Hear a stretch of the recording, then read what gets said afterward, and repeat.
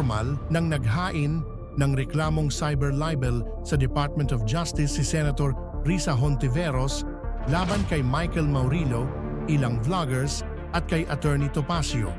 Kaugnay ito ng umano'y pagpapalaganap ng isang video na naglalaman ng maling impormasyon.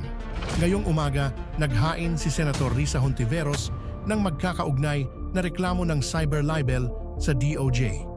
Isa sa mga respondent ay si Michael Maurilio, ang dating witness laban kay KOJC leader Apollo Quiboloy, na kamakailan ay binawi ang kanyang naunang pahayag. Sa kumalat na viral video, sinabi ni Maurilio na siya umano'y pinilit at binayaran ni Senator Hontiveros para tumistigo laban kay Quiboloy, pati na rin kina Vice President Sara Duterte at dating Pangulong Rodrigo Duterte.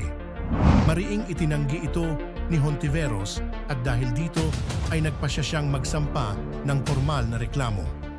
Maliban kay Maurilio, kinasuhan din ni Hontiveros ng parehong cyber libel ang ilang vloggers tulad nina Byron Cristobal o mas kilala bilang Banatbay, Jeffrey K. Eric Celis, Crisette Chu, Jay Sonsa, Alex Destor at ang abogado na si Attorney Topacio.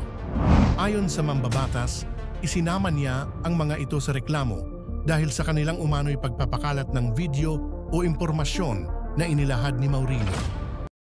Magandang araw mga kaibigan. Bigyan natin ng opinion reaction itong post ng ABS-CBN News 47 minutes ago.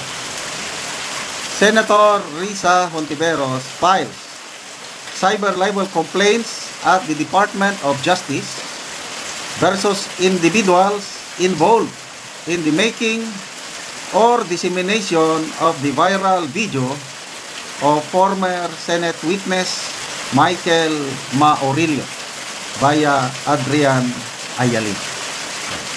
Ito, may mga picture siya dyan. Yan, sa DOJ. Okay, so, last week ba yun, yung nagpunta siya sa NBI. So, nag-request siya sa NBI na imbestigahan si Karine at saka yung isang channel, Valiente, Pagbabago Valiente. Kasi yung Valiente channel, yun ang unang nag-upload sa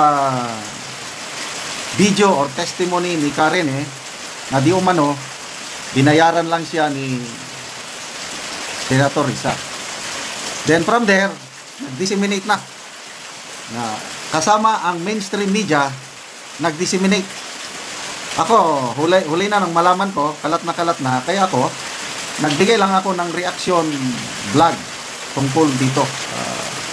Hindi ko naman in-upload, kundi ginanyan ko lang, ipinakita ko lang sa aking cellphone, ipinarinig lang. Ganun lang ginawa ko. So, sino-sino kaya ang kanyang sinampahan ngayon ng cyber libel? Kasi nung una, sa NBI, tama yung paliwanag na Attorney Trixis, ano lang yun, request for investigation yung naisampa sa NBI. So I don't know kung tapos na ba ang investigasyon ng NBI. Kung tapos na ang investigasyon, baka ito na ang basihan ni Senator Risa sa pagsampa ng cyber libel complaint dito sa individuals na nasangkot sa pag-disseminate sa video. Palagay ko ang talagang makakasuhan doon yung si Karine at saka yung Valiente channel. Yung mga vloggers na nabanggit, 12 na vloggers. I don't know kung sila pa rin ba ang kakasuhan. Yung matandaanan ko lang Attorney Trixie Angeles, Sasa Sot, Kipi Chu, Joey Di Bebre, Banat Bay, sino pa ba yung iba? Old School Pinoy, 12 sila. I'm sorry, hindi ko na matandaan na. So, sila pa rin ba ang kakasuhan ngayon ni Senator Risa sa DOJ? Malalaman na lang natin sa update tungkol nito. Kasi bago lang ito. Magbasa tayo sa mga comments. Well, karapatan ni Senator Risa na magsampa ng ganitong kaso. So, ang mga nasampahan, karapatan din nila na depensa, no, mag-submit ng counter affidavit at depende na ang piskalya. WTF Philippines, Laban Risa, hey ho, let's go. Juaniso Edi, private versus private. Police, private sila, hindi naman maintindihan ito. Valentin Horton, wala na ni siya pagdaog sa 2028. Ito lang, yung hangarin ni Senator Risa na sa 2020 tatakbo, medyo apektado pag hindi niya maklear ito. So yun ang challenge ngayon kay Senator Risa, na maklear ang pangalan niya. So sa naisip niya, one way of clearing his name is by filing cases. Ang dito sa korte, kasi once na nasa korte na, hindi mo na yung court of public opinion, wala na dyan, magiging tahimik na. Ang labanan yung court of public opinion. So ito ngayon, pag-open ng Senate 20th Congress ngayong July 28, ito ang aabangan natin kasi may panawagan na may magsasampa ata ng kaso sa kanya sa Ethics Committee, imbestigahan sa Senado, itong ganito.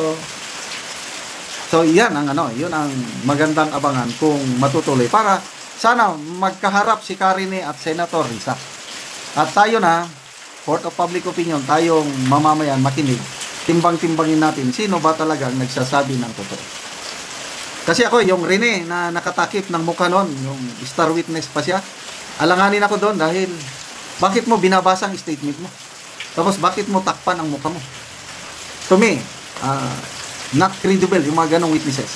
But itong paglabas ni Karine, nung bumaliktad na siya, matapang na siya, wala na ang takip ng mukha, nagsasalita na tuloy-tuloy lang, parang galing sa kanyang kaibuturan. Yun ang dating sa akin. Pinasinungalingan ni Senator Risa, nagsisinungaling daw itong Karine. Kaya doon natin malalaman sa Senate investigation face to face, kung pwede, para ang taong bayan ang sasaksi sino ang nagsasabi ng totoo. Okay. John Endriga, Ethics Committee hearing. Ito na nga, investigation is the very best option to unmask the very truth. Yan po yung sinasabi ko kanina. Sino ang magpapasa ng resolution sa Ethics Committee? Ay mga kapwa nila senador. Baka si Senator Bato, kasi nadamay ang pangalan ni Senator Bato or Senator Bongo kung may magpasa ng resolution. Maximus Aurelius, photo ops and mileage. Hindi naman siguro. Christine Casals, gipang gulbaan na ba ang person? Walter Brigole, pre-advertisement for the coming election. Anyway, ulitin ko, karapatan yan ni Senator Risa Hontiveros ang mag-file ng kaso. Kaya lang, sana magkaroon ng hearing sa Senado para malaman ang katotohanan.